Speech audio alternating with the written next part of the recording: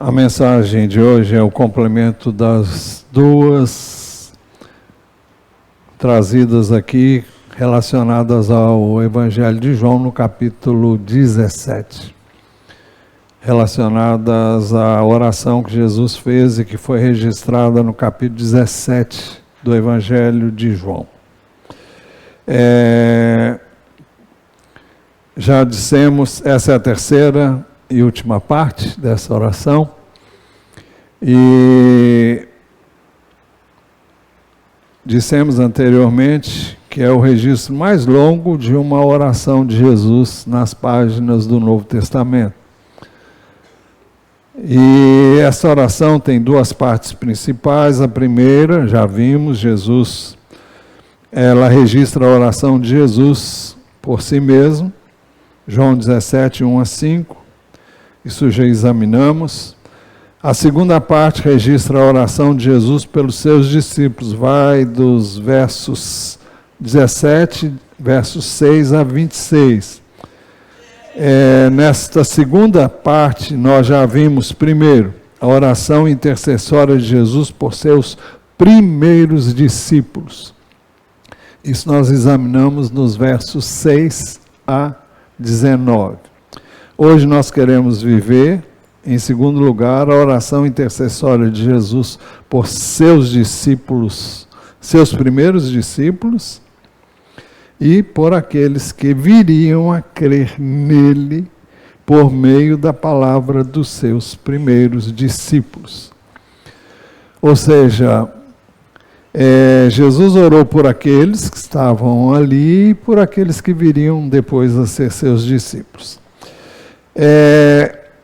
Assim, no verso 20, Jesus definiu os que foram e são objetos de sua oração, ao orar assim: não peço somente por estes. Quem eram estes? Estes eram aqueles que estavam lá perto dele. É possível que essa oração tenha sido feita no Getsemane, não sei, mas eles estavam perto de Jesus. Se foi no Getsemane, só 3 deles estavam mais perto de Jesus: Pedro, Tiago e João. Jesus subiu ao monte, ficou lá, levou todos, eles ficaram num determinado ponto. Depois Jesus foi mais adiante, levou os 3, e depois se distanciou dos 3 e orou. Mas eu não posso afirmar isso, porque a Bíblia não diz que essa oração foi feita naquela ocasião. Mas pode ter sido. Então Jesus definiu os que foram e são objetos de sua oração, orar assim: não peço somente por estes. Estes eram os que estavam perto dele. E aqui inclui os discípulos que estavam a cercá-lo, mesmo que estivessem um pouquinho mais longe um pouco, se é que assim podemos dizer, estavam no mesmo lugar. Mas ele continua dizendo: mas também por aqueles que vierem a crer em mim por meio da palavra que eles falaram. Então, como é que nós hoje viemos a crer em Jesus? Foi por meio daqueles que começaram a falar de Jesus. Quem começou primeiro a pregar foram os apóstolos. Todo o livro de Atos dos Apóstolos registra as mensagens, o que nós vimos aqui no domingo passado. E a mensagem central deles era que Cristo morreu pelos nossos pecados, foi sepultado e ressuscitou ao terceiro dia, como o apóstolo Paulo sintetizou na primeira epístola aos Coríntios. Mas, então, Jesus definiu por quem ele estava orando. Até o verso 19, ele orou por seus discípulos, apóstolos daquele tempo. E eu não vou voltar ao texto, porque já o fizemos anteriormente.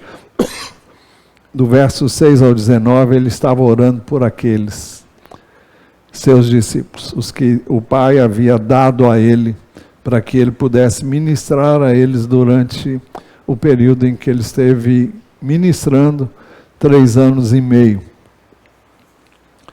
Agora, o que Jesus pediu? Jesus orou, depois de definir para quem e por quem ele estava orando, ele definiu os alvos da sua intercessão. Jesus orou pela unidade de seus discípulos.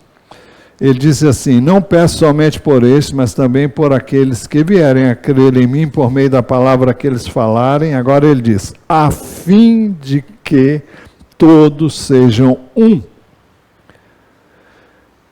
E como tu, ó Pai, estás em mim e eu em ti, também eles estejam em nós. Então ele orou para que fôssemos um. Agora, seria o caso de perguntar como?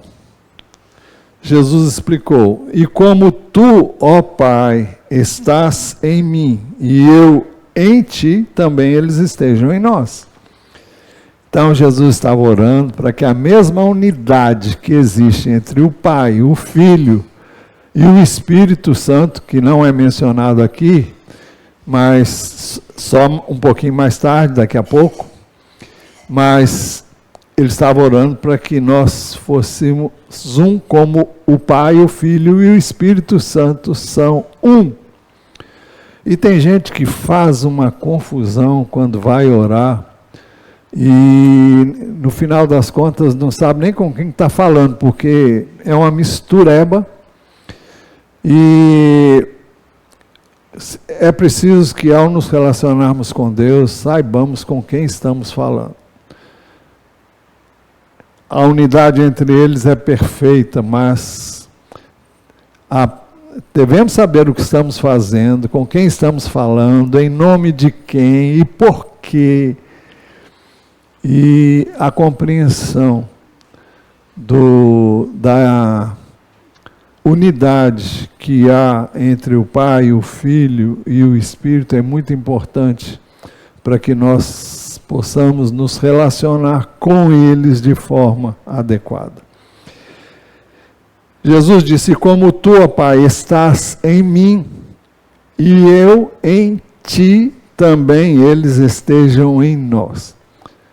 Ele queria que ele e o Pai, logo o Espírito, porque, pelo que nós vamos ver depois, e os que cremos nele fôssemos um.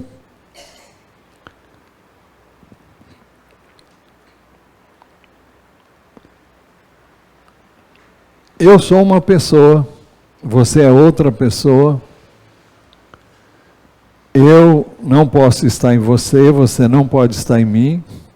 Você tem um espírito, é o seu espírito. Bom, eu estou falando da sua pessoa. Você é uma pessoa, essencialmente você é um espírito, porque nós somos criados em imagem e semelhança de Deus.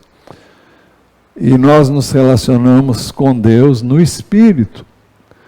Deus é espírito e nos criou a imagem e a semelhança dele.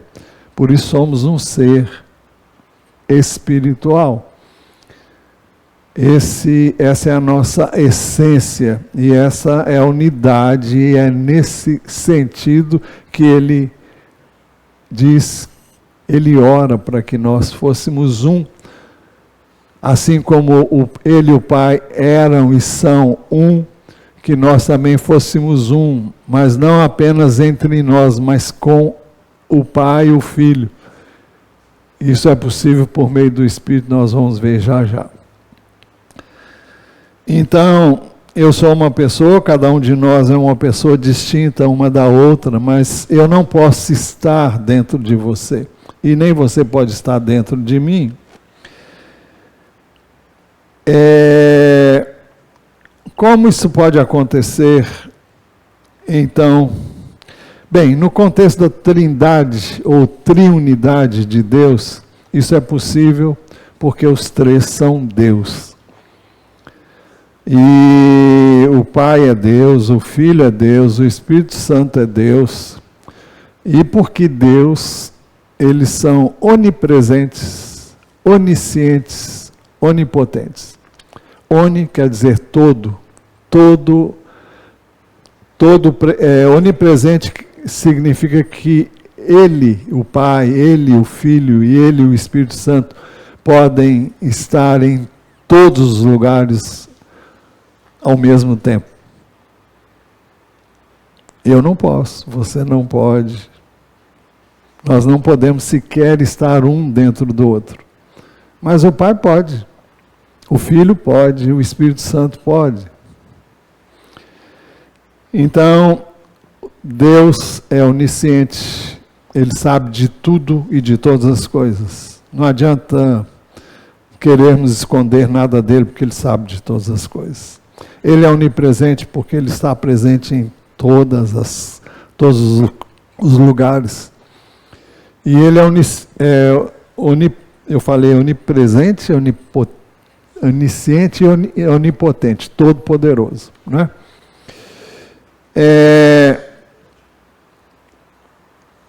Por isso o Pai pode estar no Filho e no Espírito, o Espírito pode estar no Pai, no Filho, enfim, eles podem ser um.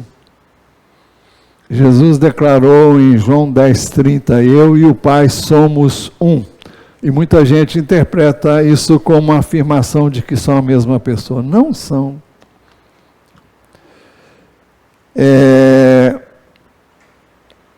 O Filho pode ser Ele mesmo, estar no Pai e no Espírito Santo. O Espírito Santo pode ser Ele mesmo, estar no Pai e no Filho.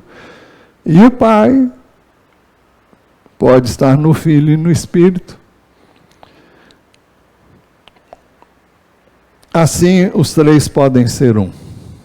Eles não se dividem, um vai para um canto. Você vê nas Escrituras o tempo todo Deus trabalhando junto.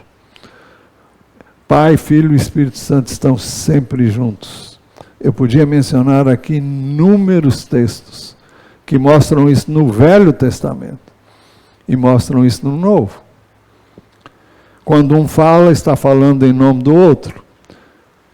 E normalmente quem fala é Jesus. Por isso que ele é chamado de a palavra, o Logos. No princípio era o Logos, no princípio era a palavra, porque Jesus nunca foi visto antes de vir ao mundo, e ele se manifestou sempre pela palavra. E por meio da palavra todas as coisas foram criadas, desde o Gênesis. Deus falou e as coisas aconteceram, foram criadas. O Espírito Santo pode estar então em cada um de nós. Bom, se você quiser, se não, preste atenção, talvez seja melhor. João 14, 16, 17, Jesus disse assim, e eu pedirei ao Pai. Então veja, Jesus diz que ia falar com o Pai. Isso significa que ele é uma pessoa, o Pai é outra pessoa. E ele lhes dará outro, que não sou eu, nem é o Pai. Outro Consolador, a fim de que esteja com vocês para sempre. Então nós temos aqui a promessa do envio do Espírito Santo. E ele explica isso no verso 17. É o Espírito da verdade, que o mundo não pode receber, porque não vê, nem o conhece.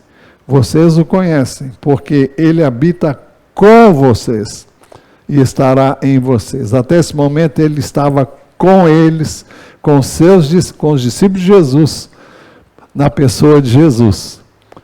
Mas ele estaria dentro de nós. Isso depois que Jesus morresse e ressuscitasse, quando o reino de Deus seria instalado no coração de cada um do que crê em Jesus. Então, o Pai e o Filho podem estar cada um em nós. João 14, 20 e 23, naquele dia, versículo 20, naquele dia vocês saberão que eu estou em meu Pai, que vocês estão em mim e que eu estou em vocês. Jesus, verso 23, Jesus respondeu: se alguém me ama, guardará a minha palavra, e o meu Pai o amará, e viremos, ou seja, eu e o Pai viremos para ele e faremos nele morada. Então nós temos a promessa do Espírito no verso 16, 17, e aqui no verso 20 e 23, nós temos a promessa de que o Pai e o Filho viriam para nós. É por isso que Jesus orou pedindo que os seus discípulos também fossem um com ele e com o Pai, a fim de que todos sejam um. E como tu, ó Pai, estás em mim e eu em ti, também eles estejam em nós. Então, a oração de Jesus é para que nós fôssemos um e estivéssemos, a fim de que todos sejam um, e como tu, ó Pai, estás em mim e eu em ti, também eles estejam em nós. É por isso que o apóstolo João, escrevendo na sua primeira epístola, ele diz assim, lá no verso 3, no finalzinho, ele diz: ora, a nossa comunhão é com o Pai e com o seu Filho, Jesus Cristo. É isso porque ele disse: o que vimos e ouvimos anunciamos também a vocês, para que vocês tenham comunhão conosco. E ele diz: ora, a nossa comunhão é com o Pai e com o Filho. Você vai dizer: e o Espírito? É por meio do Espírito que nós temos comunhão com o Pai e com o Filho. Nós vamos chegar lá. Jesus orou e revelou as razões do seu pedido, do seu pedido pela unidade da igreja. A primeira razão é para que o mundo creia que o Pai realmente enviou o Filho. O mundo só crerá em Jesus como o enviado do Pai se puder ver Jesus através da unidade do seu corpo. Eu não tenho nenhuma dúvida que é necessário que Jesus seja visto em mim e em você, individualmente. Mas Jesus tem em mente aqui algo maior. E ele... É por isso que depois, nas páginas do Novo Testamento, nós temos o ensino do corpo de Cristo, como o corpo humano como figura do corpo de Cristo. E o corpo de Cristo, como figura do corpo, tendo como figura o corpo humano, Cristo é o cabeça, nós somos membros desse corpo. Ou seja, Jesus tinha em mente que ele queria que nós fôssemos um, porque é impossível imaginar um corpo onde cada um faz o que quer, vai aonde quer e age como quer. Isso não existe, só existe na imaginação de alguns que parecem não entender qual é o propósito da igreja.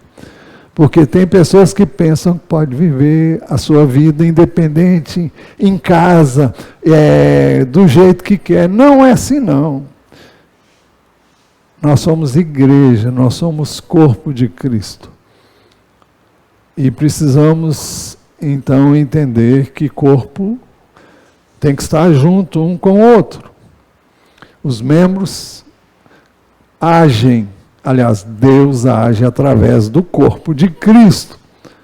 O corpo de Cristo hoje não é mais Jesus aqui na terra.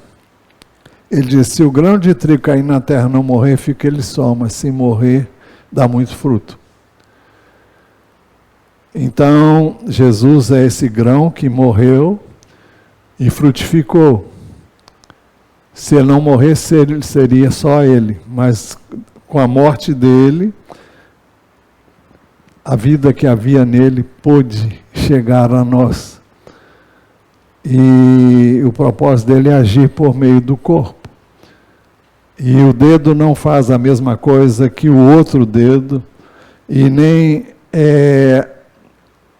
esse dedo pode existir sem a mão, e nem sem o braço, e nem sem o antebraço, e nem sem o corpo, né? Todos nós precisamos uns dos outros, e para sermos corpo, para sermos igreja. Então, o mundo só crerá em Jesus se puder vê-lo na igreja. E vocês veem aí a responsabilidade de ser igreja. Agora é preciso que nós entendamos que não é o que nós somos em nós mesmos, mas é aquilo que Ele é e quer ser em nós. Ele não planejou para que nós fôssemos igreja, separados dele, mas que nós por isso que quem manda no corpo é a cabeça. E é preciso que nós nos sujeitemos a ele. Como? Por duas maneiras, através do Espírito e pela sua palavra. Nada pode ser diferente disso, não. E o Espírito de Deus não contraria a palavra dele também, não. Vamos ver isso em Gálatas 3, 26, 28, não está aqui não. Prestem bem atenção. Pois todos vocês são filhos de Deus, mediante a fé em Cristo Jesus. Porque todos vocês que foram batizados em Cristo, não é o batismo nas águas não, é o batismo em Cristo, que tem a sua simbologia no batismo nas águas. O batismo aqui é o batismo em Cristo, é no corpo de Cristo.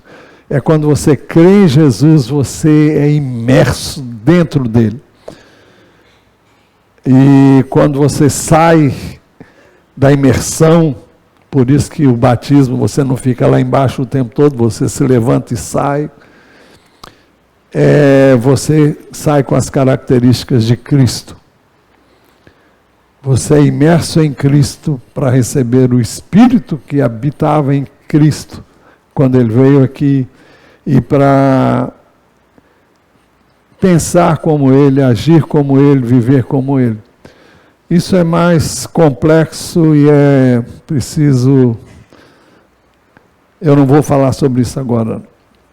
Mas o texto diz, porque todos vocês que foram batizados em Cristo Jesus, porque todos vocês que foram batizados em Cristo, de Cristo se revestiram.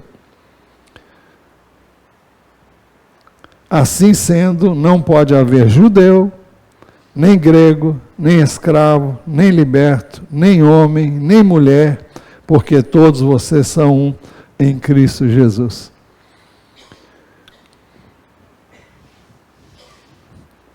É interessante o fato de que nós sabemos do conflito que existe lá em Israel.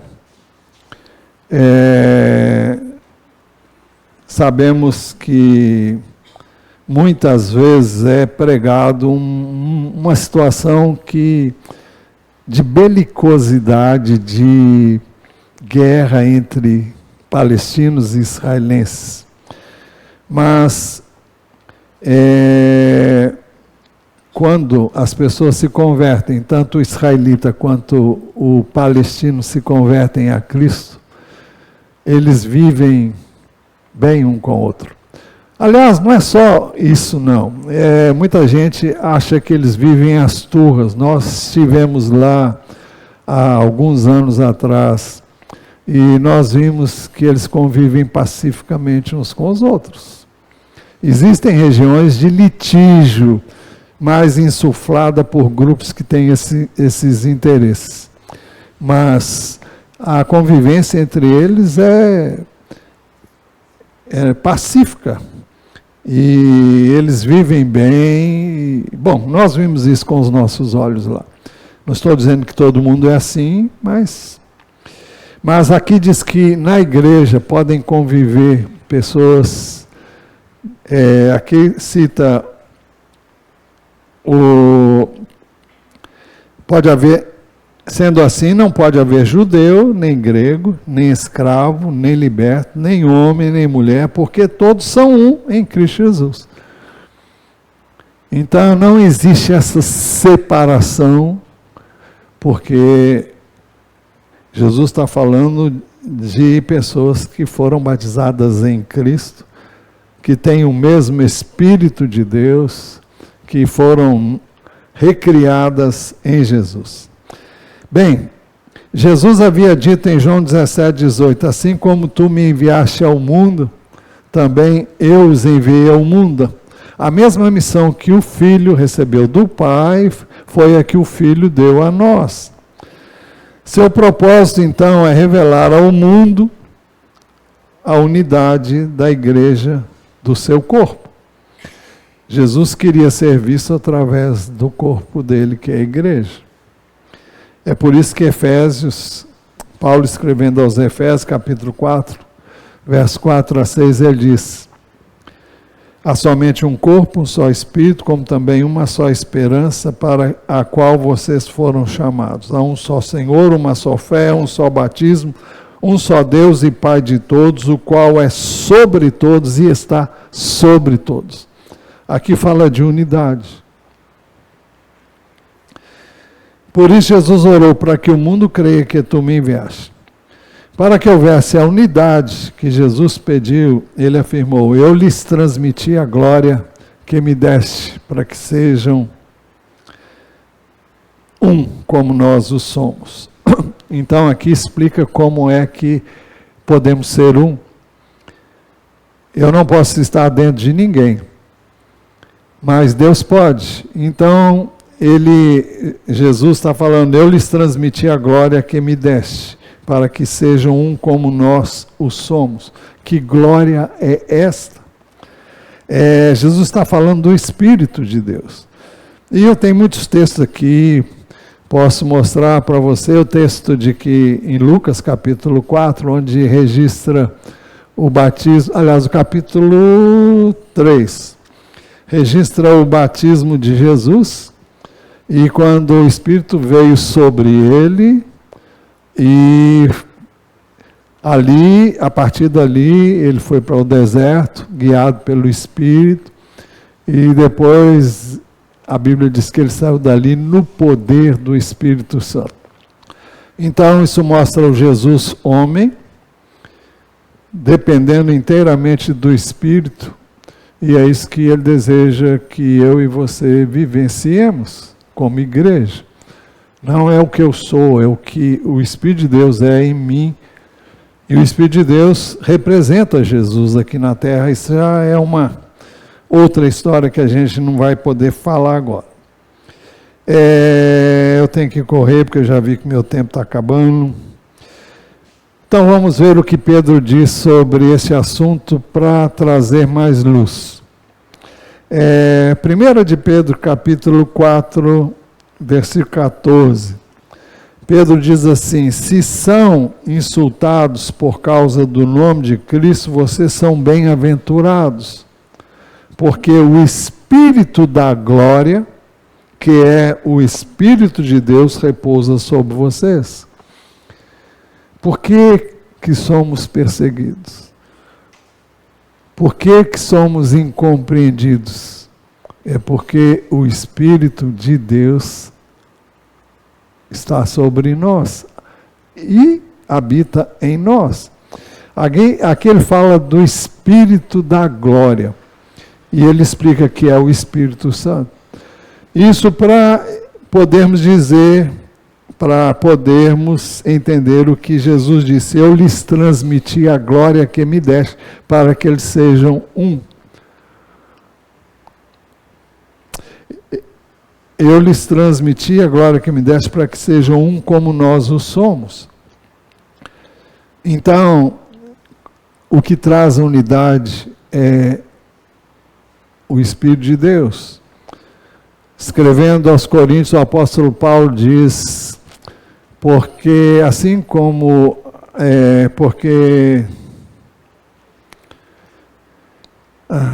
vamos lá. 1 Coríntios, capítulo 12, versículos 12 e 13. Porque assim como o corpo é um e tem muitos membros, e todos os membros, mesmo sendo muitos, constituem um só corpo, assim também é com respeito a Cristo. Pois em um só Espírito, todos nós somos batizados em um só corpo. Quer judeus, quer gregos, quer escravos, quer livres. E a todos nós nos foi dado beber de um só Espírito. Então, o Espírito de Deus é que faz com que nós sejamos um e que torna viável o corpo de Cristo. O corpo de Cristo não é as quatro paredes, não é outra coisa senão a nossa inclusão em Cristo, e quando nos reunimos no nome dele, para buscá-lo, para ser edificados e compartilharmos aquilo que nós temos da parte dele. Jesus deu detalhes da unidade entre nós, ele e o Pai. Ele disse, eu neles e tu em mim. Então Jesus disse, olha, eu neles e tu em mim. O Pai, ele sempre disse que o Pai estava nele. Mas ele disse também que estava no Pai.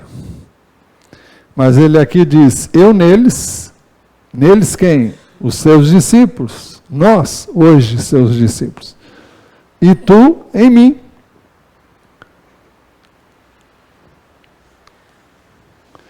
Primeiro Coríntios 6,17 diz assim, mas aquele que se une ao Senhor é um só Espírito com Ele. Por isso eu posso dizer que eu sou um com Jesus. Mas eu não sou Jesus. E nem Jesus é o Paulo. Mas existe uma unidade entre nós.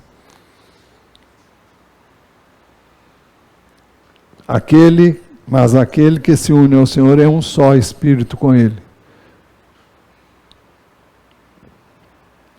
Colossenses 1, 26, 27 traz luz sobre isso. O mistério que esteve escondido durante séculos e gerações, mas que agora foi manifestado aos seus santos. A estes Deus quis dar a conhecer a riqueza da glória deste mistério entre os gentios, que é Cristo em vocês, a esperança da glória. Cristo em vocês. Nós temos que estar mais conscientes disso. É importante entender que Cristo morreu por nós. 2 Coríntios, capítulo 5, lá para os versos, acho que 13, deixa eu ver se é aqui. É o verso 15. E ele, se referindo a Cristo, morreu por todos, para que os que vivem não vivam mais para si mesmos, mas para aquele que por eles morreu e ressuscitou. Ele morreu para que nós abríssemos mão de nós mesmos para viver, deixar ele viver a vida dele ou viver para ele. Como isso se daria? Pelo Espírito Santo, já dissemos, e Jesus disse também. Mas 2 Coríntios 3,18 também traz luz sobre o assunto. Diz assim, e todos nós, com o rosto descoberto, contemplando a glória do Senhor, somos transformados de glória em glória na sua própria imagem, como pelo Senhor, é uma referência a Jesus, que é o Espírito. Eu espero que isso não bagunce a sua cabeça, sabe? Mas Jesus havia dito que o Espírito que ele enviaria, viria no nome dele. Ele disse que viria no nome dele, porque tudo que era dele era do Pai. E por isso ele disse, eu disse que ele vai receber do que é meu, e há de anunciar a vocês. Então, Jesus age aqui na terra hoje através do Espírito Santo. Quando o Espírito Santo fala, é Jesus falando. Quando o Espírito Santo opera milagres, é Jesus operando milagres. Vocês lembram que quando Jesus curou o coxo, ele disse, em nome, que ele havia sido curado por causa do nome de Jesus. Ele agiu em nome de Jesus. Quem fez? Foi o Espírito de Deus. Agora, como é que o Espírito de Deus fez? Por causa de Jesus. O Espírito de Deus faz aquilo que Jesus fazia aqui e continua fazendo através do corpo dele aqui.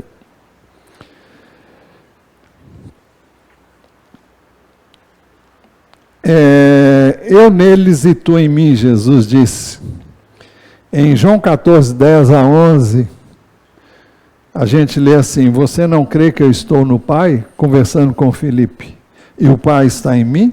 As palavras que eu digo a você não as digo por mim mesmo, mas o Pai que permanece em mim faz as suas obras.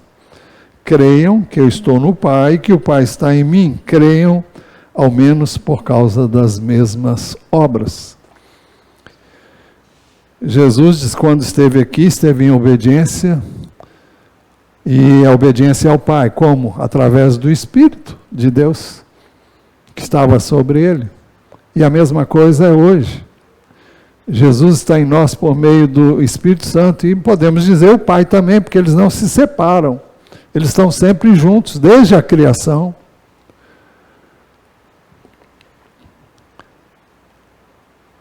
A perfeição que vimos em Jesus ficam evidentes. Esquisito, né? Bom, agora já nem sei mais.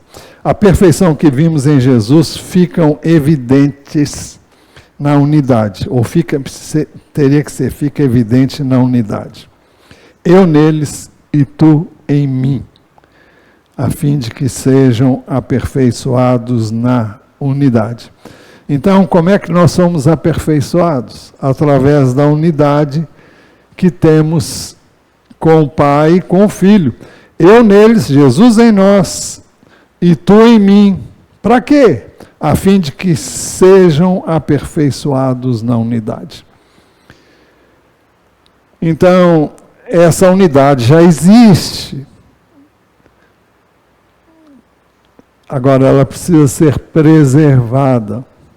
Nós não temos que nos degladiar um com o outro. Não temos que nos opor uns aos outros. Nós somos um corpo e devemos viver como corpo. Começando de casa, com a sua mulher, com o seu marido.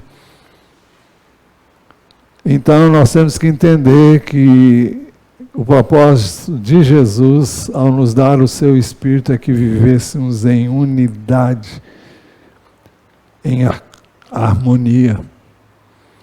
E harmonia com a palavra dele, harmonia com o Espírito de Deus, em unidade com o Espírito de Deus, que representa o Pai e o Filho aqui. Deus revelou as razões do seu pedido pela unidade da igreja. Primeira, para que o mundo creia que tu me enviaste. Segunda, para que o mundo conheça, ou seja, veja Jesus na igreja. Eu neles e tu em mim, a fim de que sejam aperfeiçoados na unidade. Para quê? Para que o mundo conheça que tu me enviaste. Como é que o mundo vai conhecer? Através da unidade. Deixa eu contar uma história aqui. O tempo está acabando. Mas, deixa eu te dizer o que acontece quando você chega em casa e começa a falar mal de alguma pessoa, seu irmão em Cristo. Você está fazendo o jogo de quem? Do diabo. Eu já vi gente contar vantagem, porque quando se reunia com a família era para descer o malho em alguém. Eu falei, meu pai, o que é isso?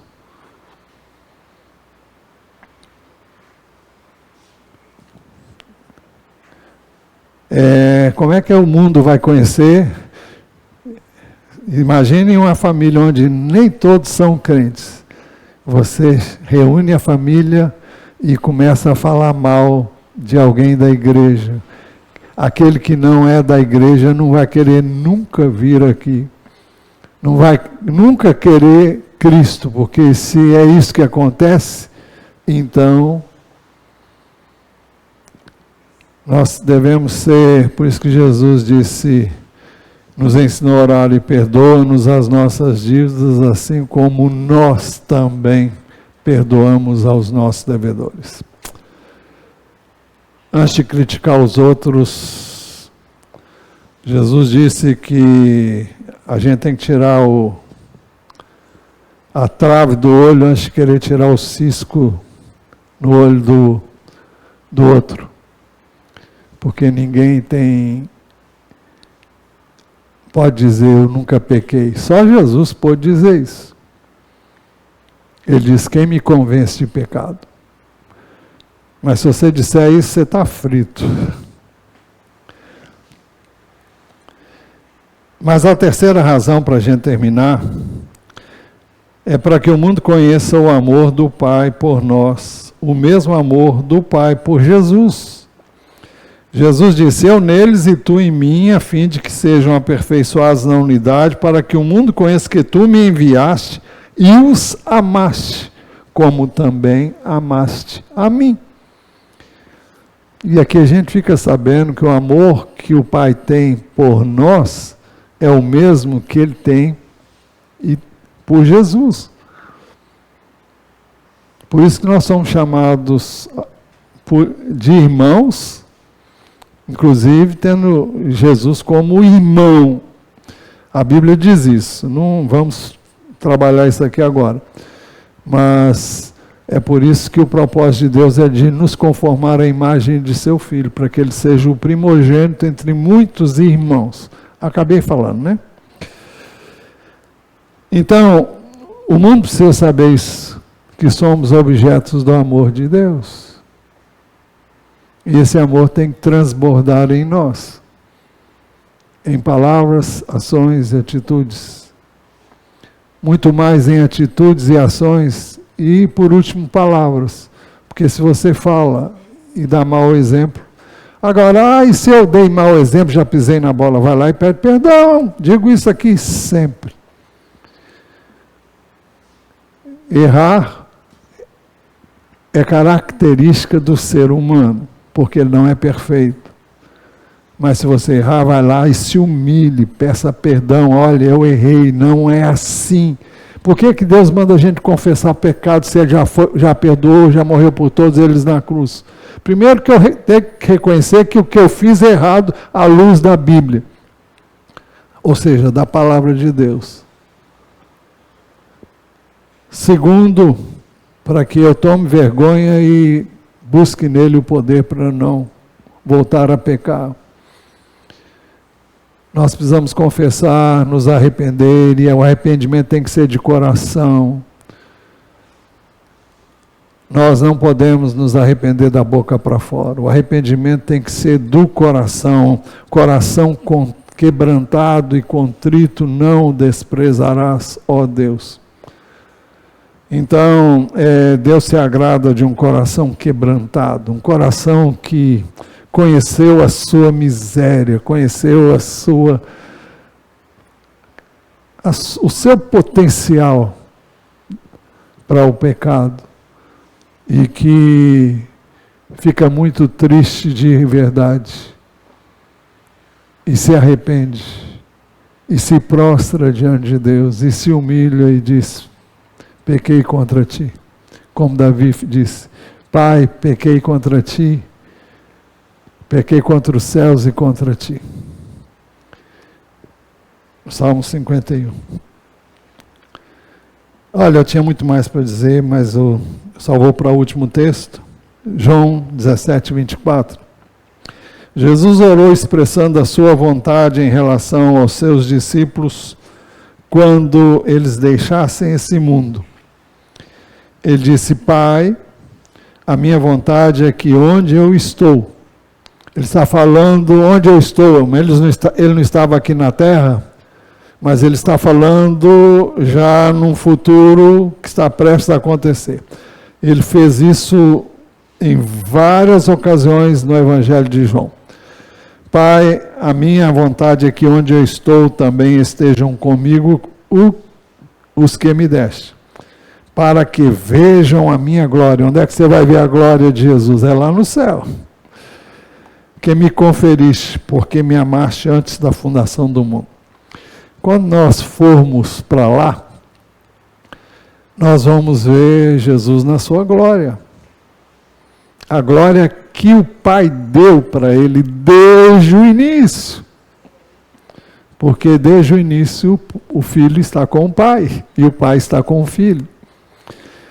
João capítulo 1, versículos 1, 2, 3, 4. Fala sobre isso.